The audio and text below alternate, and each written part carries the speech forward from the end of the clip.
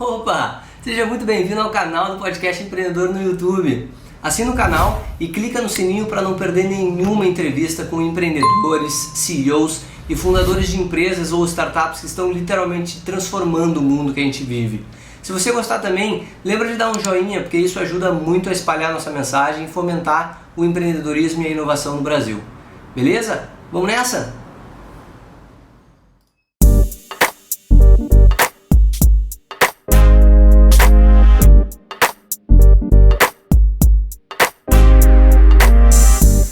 Fala, empreendedor! Fala, empreendedora! Seja muito bem-vindo ao nosso podcast, o Podcast Empreendedor, o podcast do Distrito Empreendedor.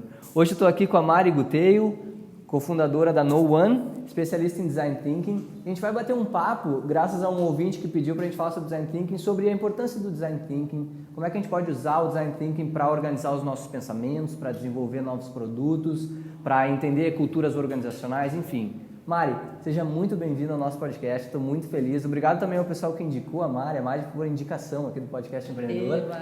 Então, seja muito bem-vindo. Vamos começar falando um pouquinho da tua história, o que tu acha da criação da No1, como é que tudo começou, da tua jornada empreendedora. Vamos lá. Tudo bom, gente? Obrigada pelo convite, adorei. Eu adoro podcasts, então acho a primeira vez que eu falo para então estou achando o máximo, estou achando super legal. Vamos lá, a minha história na verdade começa na propaganda. Eu sou publicitária de formação e trabalhei com isso durante 13 anos.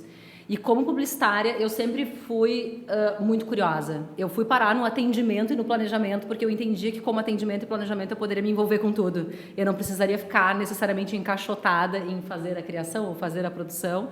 E eu me incomodava muito com o fato de que tinha uma área chamada de criação. Então, como assim? Eu sou atendimento, eu sou planejamento e por causa disso eu não sou criativa. Então, isso foi uma coisa que durante muito tempo me incomodou. E como publicitária, eu circulei por várias coisas ali dentro. Então, eu comecei direto, na verdade, meu primeiro trabalho já foi com digital lá em 98, antes da bolha.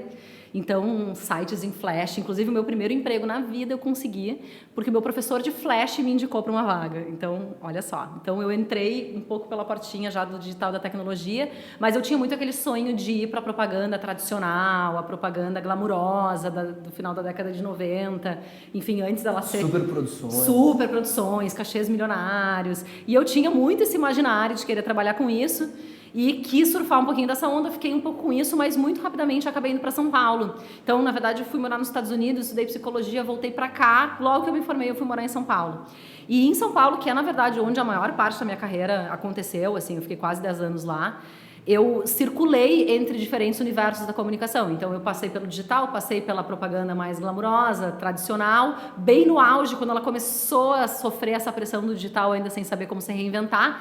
E aí eu fui parar numa agência que era uma agência super disruptiva para a época, super inovadora, que trabalhava com um modelo de negócio que não era baseado em mídia. Era um modelo de negócio baseado na hora de criação mesmo, na hora do planejamento. E isso em 2005, 2006, para o mercado de propaganda, era completamente fora da curva, porque as agências se remuneravam por um bolo de dinheiro que entrava lá na remuneração de mídia e ninguém sabia ainda como fazer diferente. E aquilo foi muito significativo para mim, essa experiência, por dois grandes motivos. O primeiro foi porque eu tive a oportunidade de trabalhar com marcas que nunca na história eu achei que eu fosse um dia trabalhar. Então, eu trabalhei anos com Nike, trabalhei com Google, fiz o lançamento do Google Maps do Brasil há 1000 anos atrás. A gente botou um balão voando no meio da Praça de Sé de São Paulo. Trabalhamos com Yahoo, com Globo, com Oi, na época que a Oi era Oi. Então, assim, eu peguei uma época que ainda era muito legal trabalhar com isso, não estava sofrendo tanto, ainda tinha muito espaço por uma criatividade, com muitas aspas, mais pura. Então, eu tive a oportunidade de trabalhar com um monte de marca incrível e isso me ensinou uma coisa que foi muito importante, que é, não existe o topo. Então, enquanto eu sou de Novo Hamburgo, então eu comecei em Novo Hamburgo, depois vim para Porto Alegre, depois fui para São Paulo, então foi crescendo a escala de empresas e marcas com as quais eu trabalhava e eu almejava chegar num lugar e que eu chegaria lá e tudo ia ser melhor, e tudo ia ser incrível, e tudo ia ser perfeito, e isso não existe. Então, grandes marcas têm problemas, têm dificuldades, vantagens que tu tem nas pequenas, tu não tem nas grandes.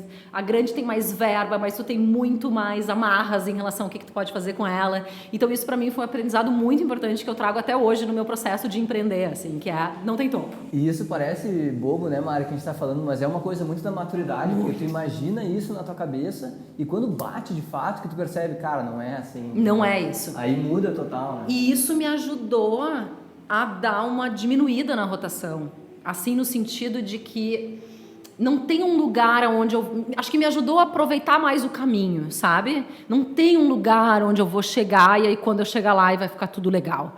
Então, acho que me ensinou a lidar melhor com os meus sonhos e também com as dificuldades da realidade do hoje, sabe? E eu sou uma pessoa muito orientada ao futuro. Inclusive, depois, mais pra frente eu falo disso, mas assim, uma das coisas que eu acho que dá muito certo na minha sociedade hoje com o meu sócio é que ele é uma pessoa muito orientada ao presente e eu sou uma pessoa muito orientada ao futuro e com isso a gente consegue ter um balanço muito legal na sociedade. E uma das coisas que eu aprendi é que a gente não tem sócio porque a gente quer, a gente tem sócio porque a gente precisa. Então, esse foi um grande aprendizado. E o segundo grande aprendizado foi desenvolver um modelo de negócio para um segmento que tinha outro modelo e que teve que aprender a cobrar do cliente. Então, a gente chegava no cliente e dizia, tá, esse projeto vai custar, sei lá, 80, 100 mil reais, e ele achava aquilo caríssimo. E não aceitava esse valor, quando na realidade ele estava pagando milhões de reais que ele nem estava enxergando no comissionamento de mídia nas agências tradicionais. Então, eu tive que desenvolver muito essa lógica de um novo modelo de negócio. E isso para mim foi muito importante, porque me tirou ele me botou uma pressão do tempo. Porque se eu estou cobrando por hora, eu preciso ter mais controle de como eu estou investindo a minha hora e do quanto a gente está sendo produtivo para ter uma ideia. E isso me deixava muito essa questão assim, será que eu preciso ser refém do tempo para ter uma ideia incrível? Para ter uma ideia brilhante, porque eu acho que na minha época, há mais de 10 anos atrás, existia um pouco desse mito, né? O mito do criativo, o mito da criativa. E a partir do momento que o meu modelo de negócio é no reloginho, eu tenho que começar a desenvolver ferramentas que me ajudam a não ser tão refém do tempo. E isso acabou me levando a pesquisar metodologias. E eu acabei parando e descobrindo assim o Design Thinking como uma das metodologias que ajuda a sistematizar o processo criativo. Então isso foi muito legal.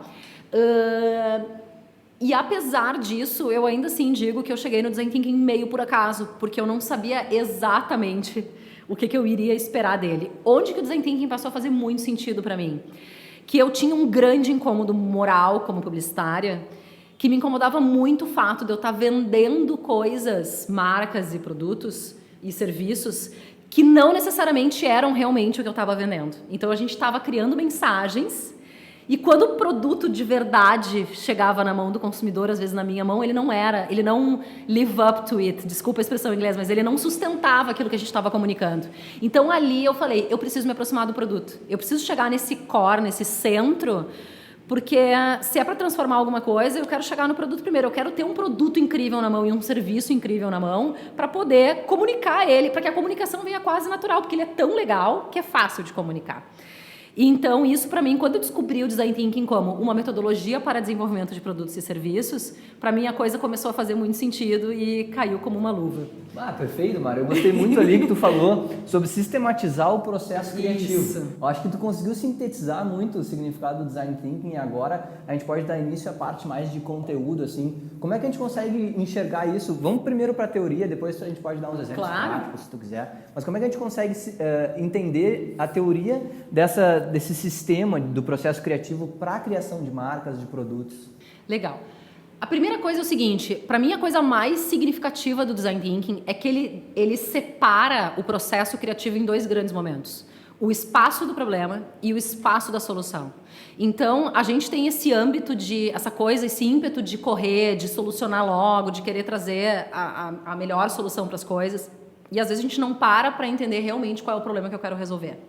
E o Design Thinking, ele traz isso com muita clareza. Uma das metodologias... Existem várias formas de representar o Design Thinking. Uma das que eu mais gosto e que a gente usa aqui na No One é o duplo diamante, porque ele expressa justamente isso. Eu tenho um momento de compreender o problema e um momento de compreender a solução. E como é que a gente vai compreender o problema? E talvez aí entra uma das outras grandes coisas que eu acho incríveis do Design Thinking, que é...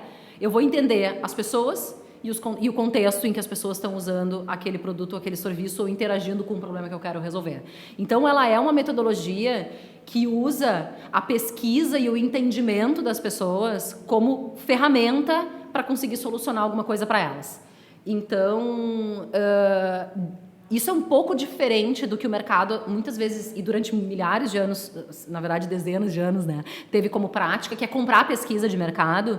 O Design Thinking, ele usa a lógica do primary research, que é a pesquisa em primeira pessoa. Então, não quer dizer que eu não posso consumir pesquisa em algum momento, mas eu, como grupo de trabalho, eu como designer, eu vou ao encontro das pessoas. Eu vou conversar com elas, eu vou entender a realidade delas, eu vou tentar, da melhor forma possível, me colocar no lugar delas, aí é onde entra a tal da empatia, para conseguir realmente entender da melhor forma possível como é que eu posso solucionar aquele problema. Eu tenho uma pergunta aí, Mari.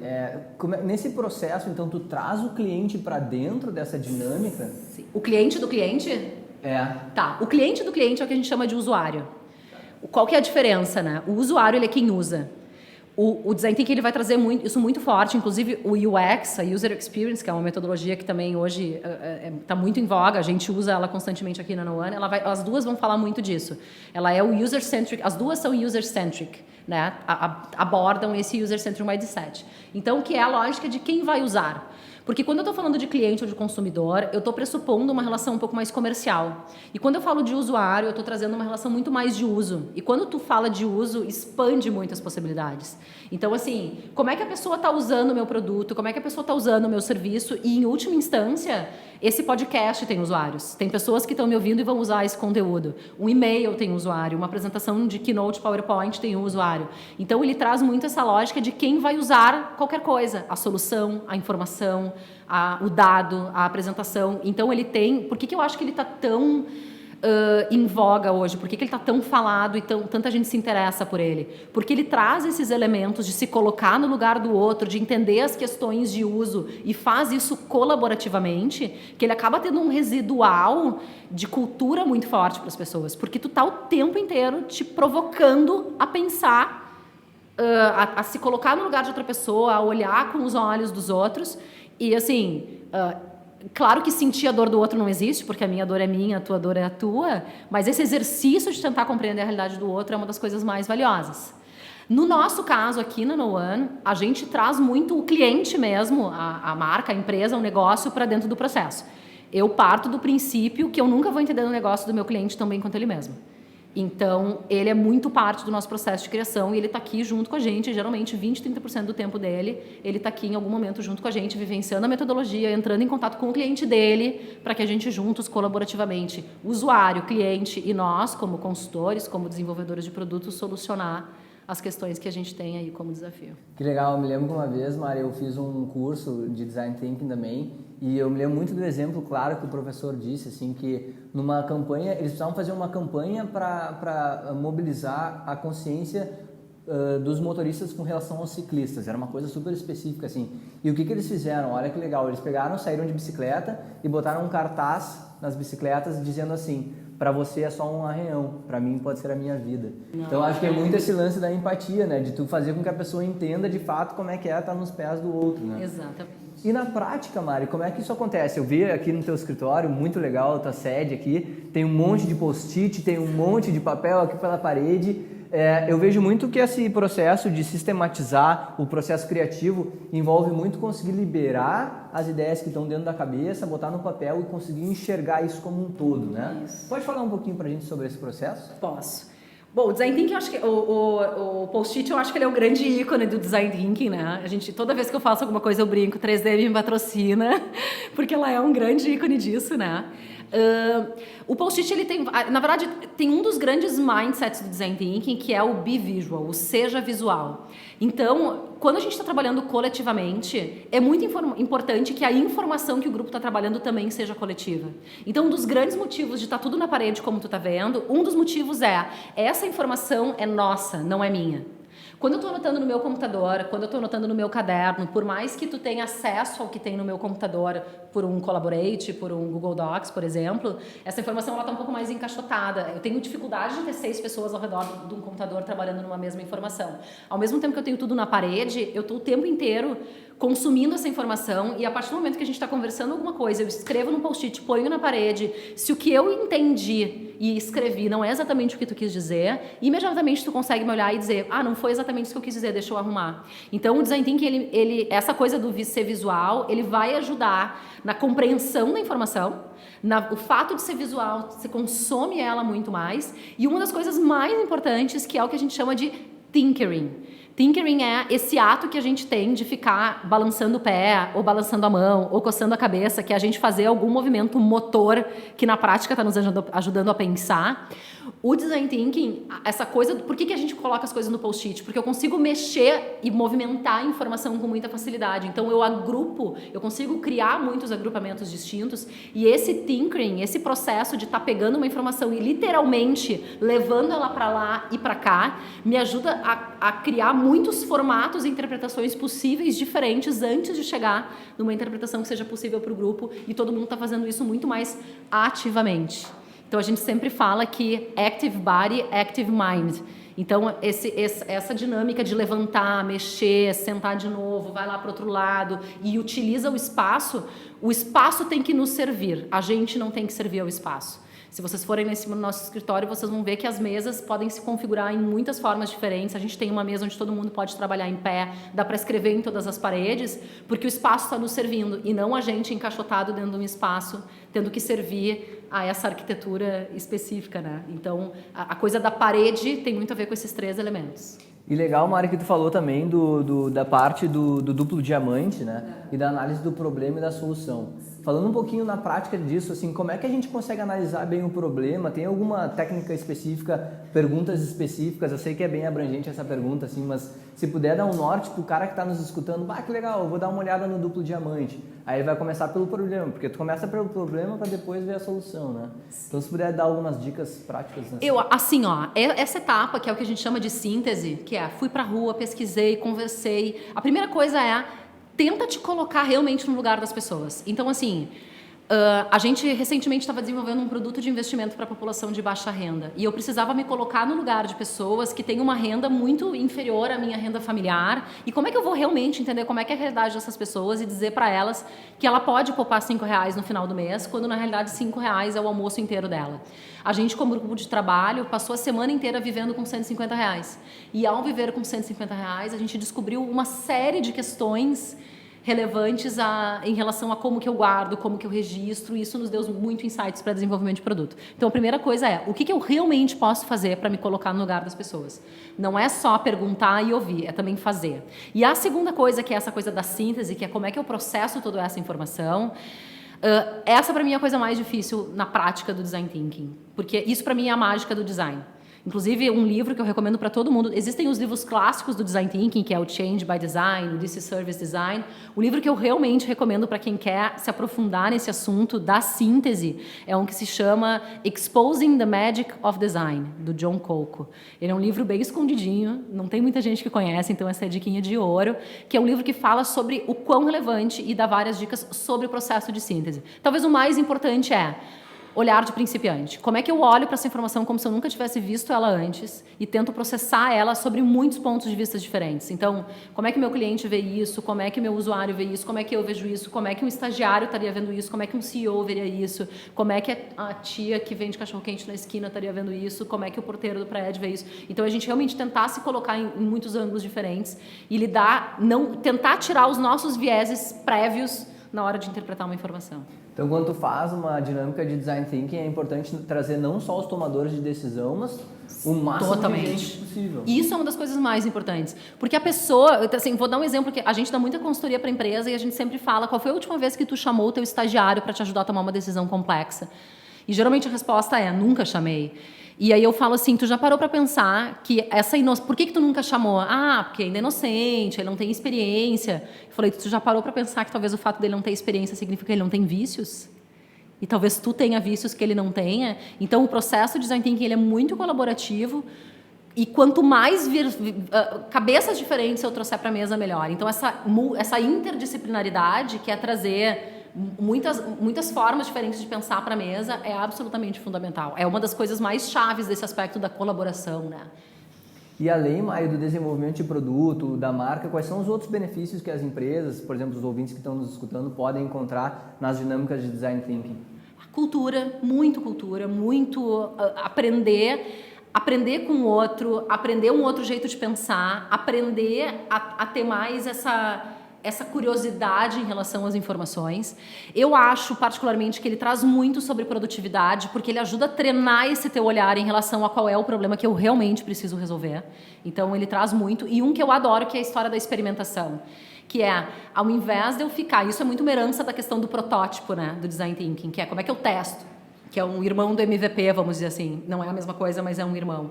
Então, como é que eu posso testar isso? Então, ao invés de eu pegar uma coisa que eu tenho que fazer e ficar 2 dias planejando como eu vou fazer, e a gente vai e discute, não, mas assim não, e não sei o que, eu faço direto, eu faço e aprendo com isso. E às vezes, se a primeira vez deu errado, em vez de ficar 2 dias planejando, nesse meio tempo eu já tentei 3 jeitos diferentes de fazer, aprendi muito mais rápido, muito mais jeitos, já testei outras formas. Então, ele te ensina muito... Acho que ele ensina a diferença entre o que é ser ágil e o que é ser rápido. Ser rápido mira lá na frente e chega o mais rápido possível que tu conseguir. Ser ágil eu vou ir rapidinho por aqui. Aí eu cheguei aqui, não é isso, eu tenho agilidade para mudar de direção.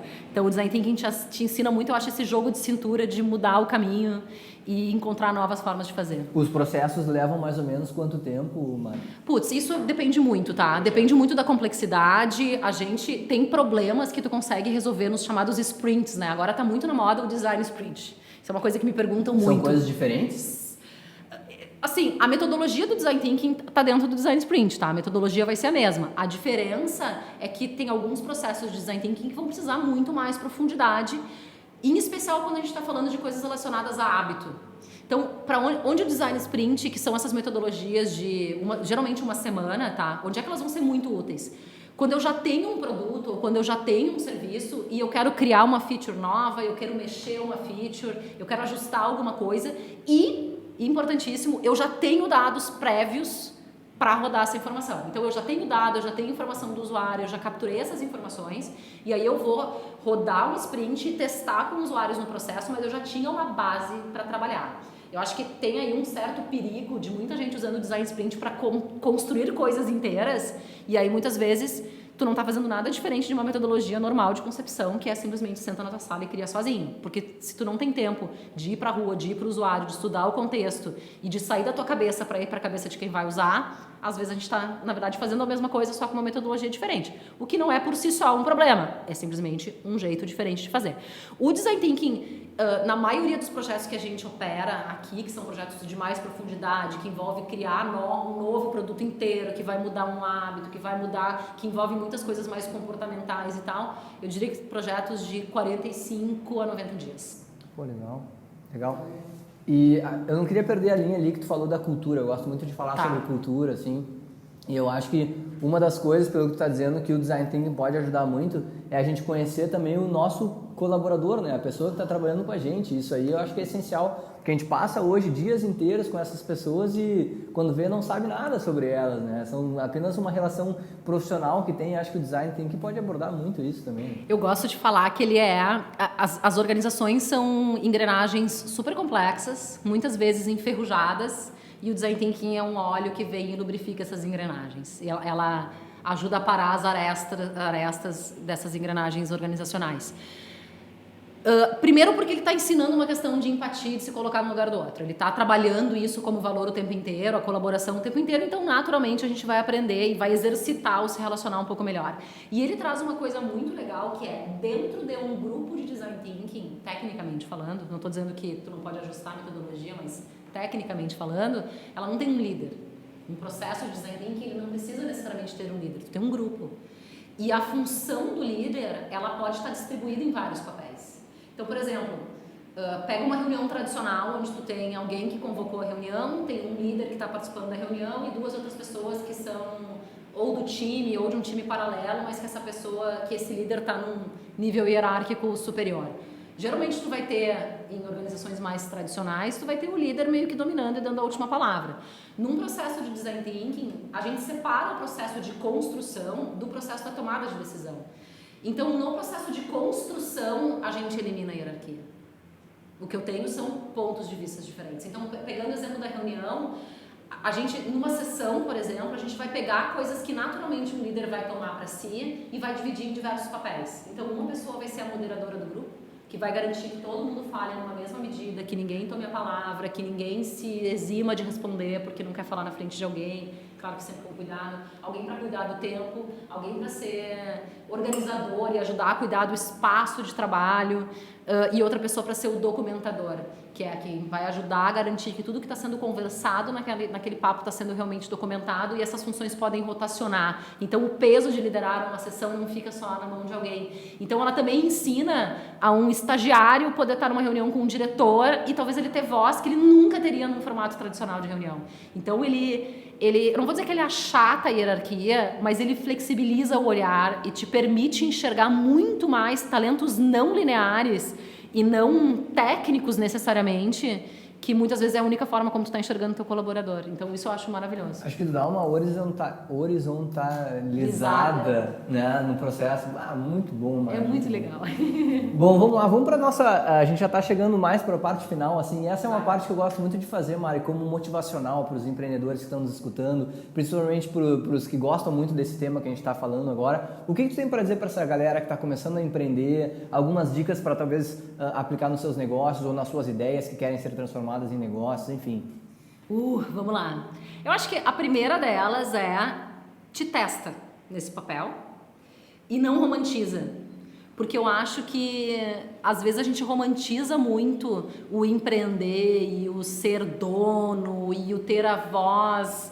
E isso, eu acho que talvez hoje isso até já está menos desmistificado do que um dia já foi, mas isso não é só flores e isso é bem difícil.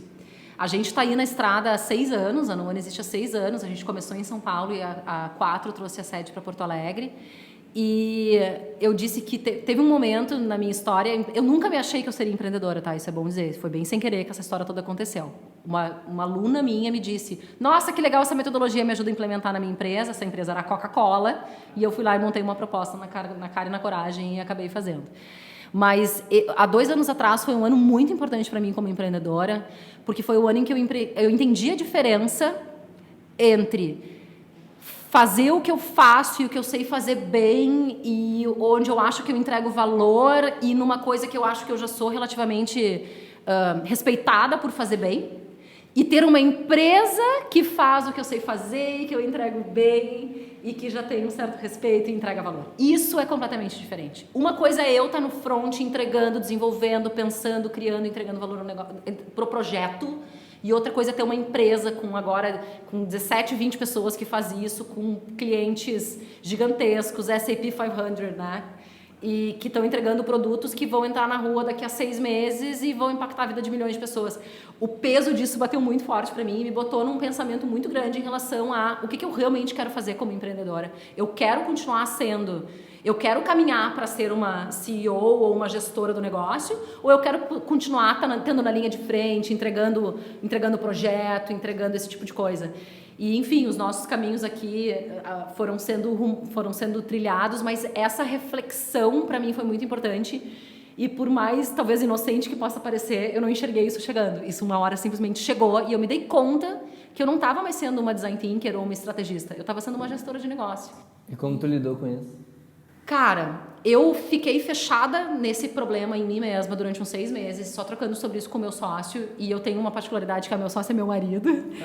Então... Tu sabe, não quero te interromper, mas isso é uma coisa que já pediram pro podcast. Cara, tem que fazer um podcast sobre meu sócio é meu marido. Faço um inteiro sobre isso, se vocês quiserem, mas ele tem que estar junto. A gente faz outro com ele junto.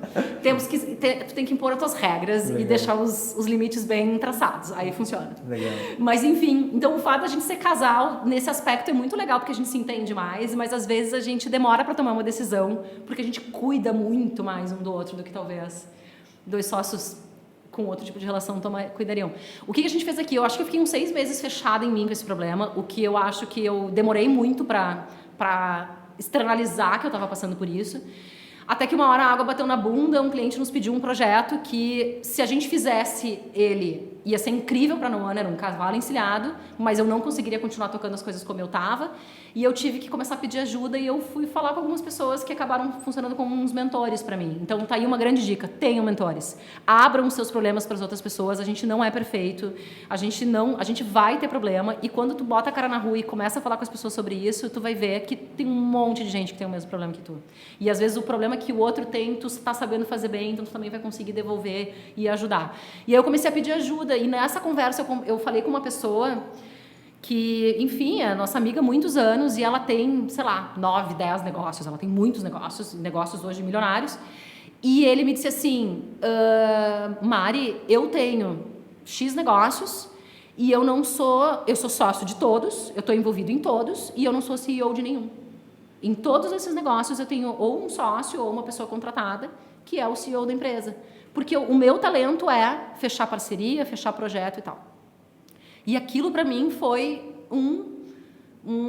assim, me abriu muitos olhos para dizer, pô, eu tô há anos, a gente tá sempre tentando encontrar pessoas que tenham o mesmo nível de entrega que eu e meu sócio, mas quem é sócio do negócio sempre vai ter uma relação diferente. E eu falei, nossa, coitada da pessoa se caso eu achasse ela, porque eu ia exigir dela uma coisa desumana. Não porque eu não tenha pessoas com a mesma competência, mas eu ia exigir dela ser igual a mim, e isso não vai me levar a lugar nenhum. Então, ao invés de fazer isso, a gente foi buscar pessoas diferentes da gente para continuar entregando os projetos junto com a gente.